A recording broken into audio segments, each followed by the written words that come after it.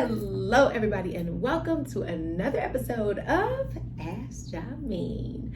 I'm Nicci Willis, and I'm Jameen. And today's topic is: if the real estate market crashes, is Vegas too big to fail? That's a good question. Now I've got notes. Okay, are we ready? So interest rates just recently rose to 5.5%, with more rate increases expected to come before the end of the year. Sales prices continue to climb, which combined with higher interest rates is causing some buyers to be priced out of the market. On top of that, inflation is rising at a rate much higher than wage increases. And it seems like a crash, a bubble burst, or at least a market correction is on the horizon. But with all that's going on, is Vegas, the entertainment capital of the world, too big to fail? Let's talk about it. Let's talk about it. Here we go.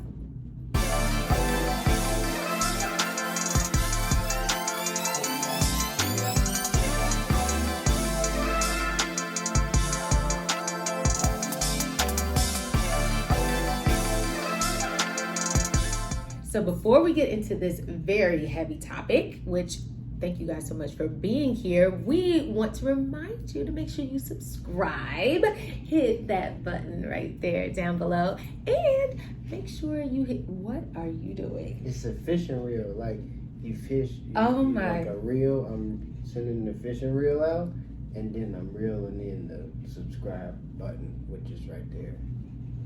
I'm so sorry about that, guys. I'm sorry. You'll get it. All right. Just hit the button. Just hit the button down there. Thanks. Okay. But thank you so much if you have already subscribed. Man, you guys are awesome. We love your comments. So make sure you comment below. We try to make sure that we message you back. So definitely comment below. And this will be an interesting topic. We want to hear what you guys have to think about this. And we are watching it very closely because we are in real estate. So this definitely hits close to home for us. We were in real estate in 2009. So we've seen a lot of things, and we've seen the market do its thing. And so this is a really interesting subject. And we're talking about Vegas, the entertainment capital of the world. Yep. Is Vegas, if the market does crash, if it does, hypothetically speaking, if it does, is Vegas too big to fail? So when we're talking about if a crash happens, which nobody has a crystal ball, nobody knows for sure. We'll talk about it a little bit at the end. But here's some things to consider. So I like economics and I like data. So I go back to the data. So you're a numbers guy. Yeah. So here's what happened in the past. Here's some things to consider.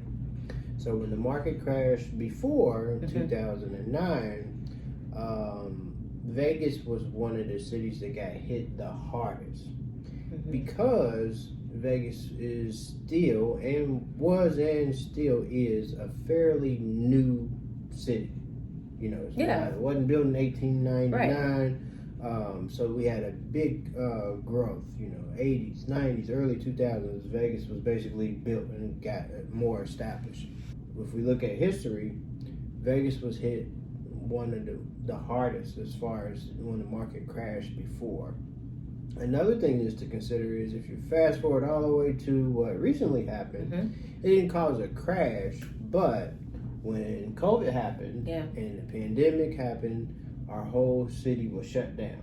Yeah. And because our city was shut down, we still, even though we have a lot of different things going on now, we're still heavily reliant upon entertainment, tourists, and things like that. So when we shut down, no travel, no tourists, and things like that. So when COVID happened, which was a big thing, it wasn't a market crash, but it's equivalent to a big change.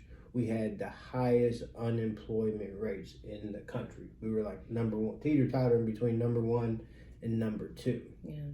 So here's what's happened in the past. So the market did crash 2009. Vegas got hit really hard with foreclosures. Yeah. And then when COVID happened and the shutdown happened, pandemic, we had the highest unemployment rates in the country. Right. So we look at what happened in the past, and you kind of say, oh, well, is this going to happen again in the future? So a lot of our city's income revolves around tourists and travel. So when people have less money, they spend less money on entertainment, they spend less vacations and different things like that. So that's something that we definitely want to consider is if things get tight, first thing that you tighten the belt on is things that you don't absolutely have to have. Entertainment and going on vacation. Yeah, your disposable income. I mean, if you don't have disposable income, there's really nothing else that you're, going to do. So events, weddings, got canceled, people stopped traveling, the whole 9 yards. So yeah, absolutely. And people were getting laid off. Yeah, for sure. So that's what happened in the past. So let's talk about what's changed from when the market crashed before and even, COVID. So what's changed between back when we did have a crash and now with as far as our city is concerned? Okay, so one, yes, we're still definitely the entertainment capital of the world. Yep. Shout out to us. If you haven't been here for a while, you should come. It's pretty dope. We got a ton of things that are being built, being bought, and it's a lot of fun. So maybe you might not move here just yet, but definitely come down here and maybe spend a weekend, have a vacation, something like that, and bring the family, because Las Vegas, it's kind of been known for that adult entertainment, nightlife, and everything, but it's actually become more diverse and become more family oriented. You also have more businesses that are being established out here that are not in the hospitality industry or not in the entertainment industry, and thus diversifying the income, the demographics, and things like that. When you have a city that is heavy in one industry, that's really hard if something happens. We saw that with Detroit. Right, yeah. Detroit was Motor City, right? Yeah. Why was it called Motor City? Because, all the cars were being built there until, they found that it was going to be cheaper overseas, and they offshored all those jobs, and the whole city didn't do quite well for quite some time. Oh, and then they started using technology. Well, and then yes, very true. I mean, they still have much of that there, and so you started seeing massive layoffs.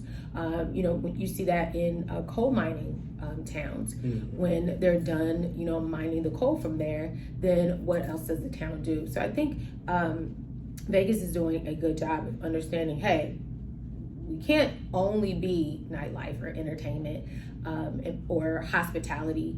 We need to have more diverse companies that are coming in, bringing more diverse people, diverse incomes, etc. Yeah. So I think that definitely has changed. We talk about this all the time. Sports. Yeah. Sports is such a huge draw for cities, and now, I mean, even in the past 5 years, we've added basketball teams. We've added the Knights, the Golden Knights. We also now have the Silver Knights, which is the minor league hockey team. This is a huge hockey town here. We've got UFC here. People don't even talk about that. We've got UFC. We've got the Raiders are here. Lacrosse.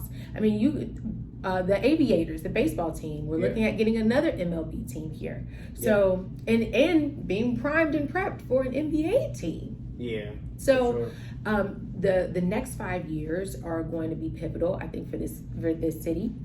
As far as the draw from the sports teams. And when you have professional sports teams, you have that loyalty. You have that buy-in from fans that become residents because of that loyalty from sports and all that stuff. So sports does make a difference. And even just 10 years ago when that crash happened, we didn't have that. Yeah, that didn't. Well, we had UFC and boxing still.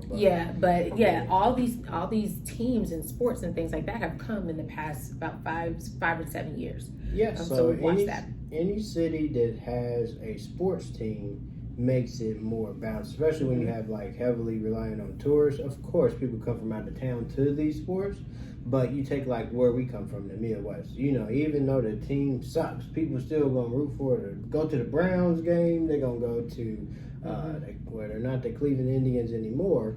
But people love their sports, especially they rock with the home team, whether they're good, bad, ugly, whatever. It gives local people something, you know, to do, and it's not relying on out of town, you know, people to do. So sports, from professionals all the way down to Pop One or Pee Wee, makes any city more of a balanced town. Absolutely. Yep. So another thing that has changed, iBuyers, hedge fund companies that in 2009, when the crash happened, and really no residents or people that were purchasing homes as their primary residence, that wasn't happening. But what was happening were these large hedge fund, I cannot talk today, hedge fund companies buying up a lot of properties. Yeah, so we had excess inventory when the real estate market, you know, went down. Yeah. And it was like, you know, it was way more properties than buyers. And they could buy it for pennies on the dollar. Yeah. They could buy, you know, multiple properties from one bank for even less than that, because they were, you know, maybe taking 10 or 15 properties off their hands. You had a lot of people taking advantage of that back in 2009, 2010, all the way up through almost 2016. You saw a lot of that. People were still doing, or banks were still doing short sales, heavily doing short sales. And we've explained that in some other podcasts, but basically, essentially, a short sale is asking the bank to settle or take less than what you owe on the property once you sell the property. So they take a loss. Hopefully you won't have to take a loss when you short sell a property, but it's a lot of paperwork. It's a long process. And so these companies were essentially making it easier for banks to offload a lot of the inventory that they had gotten because of foreclosures. So so a lot. So that was happening in the 2010 era, and what has happened now is that, you know, the federal government has stepped in and put a lot of things in place, protecting homeowners from being foreclosed on. You know, working with homeowners. You know, if a homeowner goes in default now, they really just you ain't been paying nothing. Because I mean truly. Well, a lot of people have equity now. So, they have equity now. Foreclosed on, you may be behind, but you won't be upside down. Right. They'll just sell it. Right, they just say, okay, well then you can sell it, and then nobody takes a hit or a loss. So so now that has also changed in a way that I think, you know, helps. Like if the market does crash, you know, we're not at that 2009, 2010 where, you know, you can get a home for pennies on a dollar. And so if you are waiting on that, you really need to listen to your professionals and hear what we're saying, that I've already told you the interest rate just increased again. They're planning on more interest rate increases. And so if you're waiting on that market to crash where you can get a home for pennies on a dollar, that's not what you should be looking for. So that's what's been changing over time. Yep. Another thing I want to point out is, another thing that's changed is, like I said before, Las Vegas is still relatively a new city. So back when we had the crash before, builders were overbuilding. Very true. So you had a bunch, like when we first came here, we saw vacant, unbuilt house, unfinished house. And so they aren't building at the same rate as they were before, because not that we're landlocked. We're not landlocked by any sense, but builders aren't building at the same rate as they were before. So it's not like just mass producing of properties, and if something happens, it's going to be all these empty, available, vacant houses. So builders aren't building at the same rate that they were before, so you don't have like all this excess inventory that we had before. But I think it's something also to consider while we're looking at interest rates. And you know, those of you who are looking to build, or who are let's just talk about who are looking to build. And what people are looking at as far as the supplies that are needed to build. You still, lumber was an issue this time last year, and that still has an effect on everybody today, because what was going on was you had these long wait lists of people that, instead of wanting to purchase a resale, they wanted to build something new, but then there was a lumber shortage for quite some time. Materials, period. Lumber, windows, doors. That has also had an effect on the real estate market, to where you're not quite sure what your house is going to cost until you're very well into the process of solidifying and purchasing what your supplies are and things like that. So I think that's something to consider when you are looking at purchasing, especially now, or not purchasing, excuse me, unless what you're looking at as far as building, especially now. So, right. So yeah. Sure. All right, so now so we've looked at kind of what's happened in the past. We looked at what has changed, but if we're going to talk about is Vegas too big to fail, we really need to look at what's coming in the near future to really answer the question, is Vegas too big to fail? Right. Yeah. So one thing I want to point out is when you consider the city of Las Vegas and you compare it to other cities, before we were kind of just looked at as entertainment and a tourist town. Yeah. So now the things that we've added the things that regular cities have. So on top of being a regular city, having the sports teams and stuff that regular cities have, on top of that, we're the entertainment capital of the world. Yes. So that's something that you want to consider. And then when you add the normal things to entertainment, and now we're going to talk about what's still coming in the near future. Yeah. That's something to consider. So what's coming in the near future?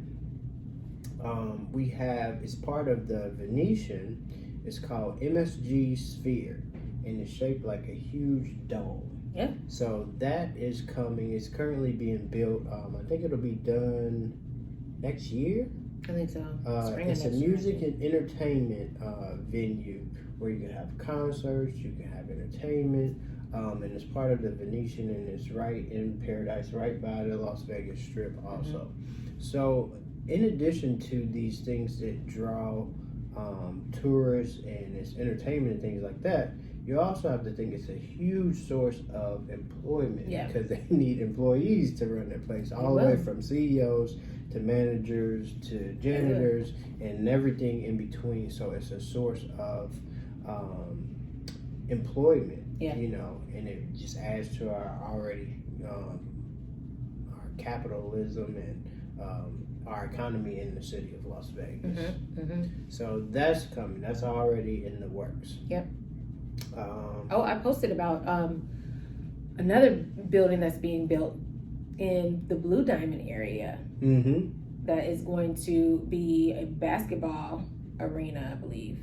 Yep. And that's coming. That's going to be a couple years, but that's coming as well. So I have notes on that. So that company is called the Oakview Group. Okay. So they acquired 25 acres, and it's going to be a sports and entertainment district, hotel and casino. So it's like a $3 billion project. And it's already basically equipped to house an NBA team. So even before an NBA team comes, it's already equipped to house an NBA team should they decide to come here. So, you know, so that's, that's in the Blue Diamond area. So that's music, that's sports, that's entertainment, and it could attract the NBA team to come in here. And we might as well just talk about the elephant in the room.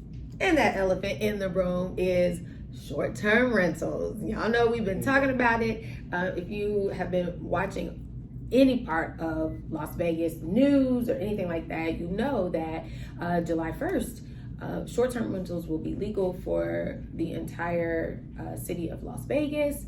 It's already legalized in Henderson, but there are actually spots in Las Vegas in particular that where it's not legal at this moment. And so there are over 11,000 illegal short-term rentals right now. So that is definitely coming July 1st.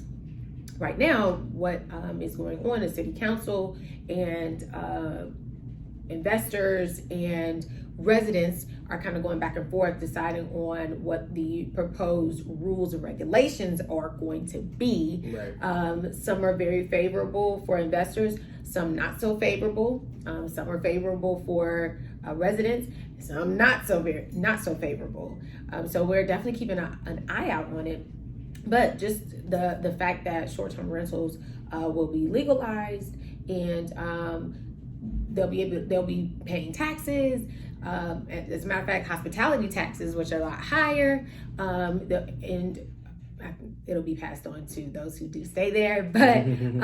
But they'll be paying taxes. They'll be bringing, again, more people there, and it's a way for smaller investors to get involved and to create another source of income.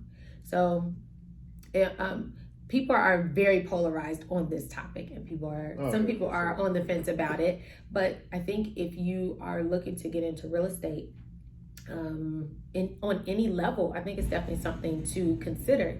Now, the price of the home and interest rates and all that stuff, you got to be smart, and you need to hire a professional realtor to help you with that, so that you don't get into something that you can't use. But I think it's very advantageous to look at that and maybe consider doing short-term rental or having a short-term rental as another source of income if you're interested. Yeah. So those are the things that are kind of on the horizon, things that are changing and what's affecting the real estate market. In Vegas, is Vegas too big to fail? I mean, listen, like Jay said, we don't have a crystal ball, but I think there are some things in place that that the government's putting in place, that businesses are putting in place, and that even small businesses like us, we're making moves so that we can position ourselves to be profitable, to maintain when the market does do a dip or worse, right? So it's very important to position yourself. I think at the end of the day, it's important to position yourself so that when the market does do this, because it always does, right? The market's like a roller coaster. Sometimes it does make you throw up, but I'm just kidding. But when it does dip, you want to make sure that you are positioned to take advantage of where you can. And if you need help with that, we'd be happy to help you. Go ahead and put a comment below and let us know also what you think that the city of Las Vegas is in position for, or maybe not in position for, maybe that we haven't talked about. I just thought about it. Vegas is like Thanos. It's like when you add the local things, it's like the last Infinity Stone. It's like Vegas is like Thanos now. With the Infinity Stone. Yeah. It's like all of the stones. We got it. Okay. Yeah. We've been watching Marvel movies this week. Can you tell? That was good though. It was really good. Somebody please put in the comments below that you got that. They got it. Okay. They get it. Okay. It's only you. They get it. Let me Thank know y'all for getting it. Thank y'all for getting it. We appreciate it. All right, guys. Well, yes, put it in the comments below. We really want to hear what your thoughts are. If you think the market will crash, what do you think may happen? At the end of the day, we are following those numbers, and what we do know is interest rates have increased, and that they do plan to increase them more. So I will say this until I'm blue in the face, right? Make sure that you are on the right side of the rate. Our broker put out something before we leave. Our broker put out a chart that really shows how interest rates change your buying power. And at the beginning of the year, this year, 2022, if you were able to afford something that was $800,000 because of the interest rate, you're now more able to afford something that's $600,000. So it does change your buying power. And what you want to make sure you do is that you are purchasing so that you have the most buying power. If you are able to purchase now and you want to purchase now, definitely do so. Definitely give us a call. Put it in the comments below. We would love to help you and make sure that you are on the right side of the rate. Anything else, babe? Besides Thanos. No, it is one more thing. So just yesterday, Mm-hmm. And this is another thing. So this is like a different kind of thing, but it's still relative. So Formula One racing, they just recently entered into a deal to buy 39 acres east of the Strip. So now, racing? Race cars, yeah. Wow. So now, in addition to the sports, that's a totally different crowd. You got your football and baseball stuff, but you have your NASCAR racing people.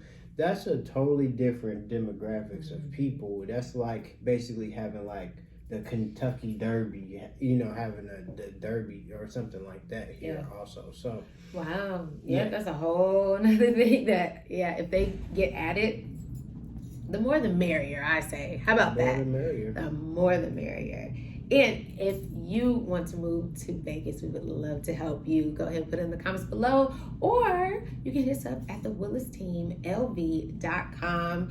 We send out emails twice a month. If you want to be a part of our email list, go ahead and go to our website, click on that button, make sure you sign up. We'd love to stay in touch with you.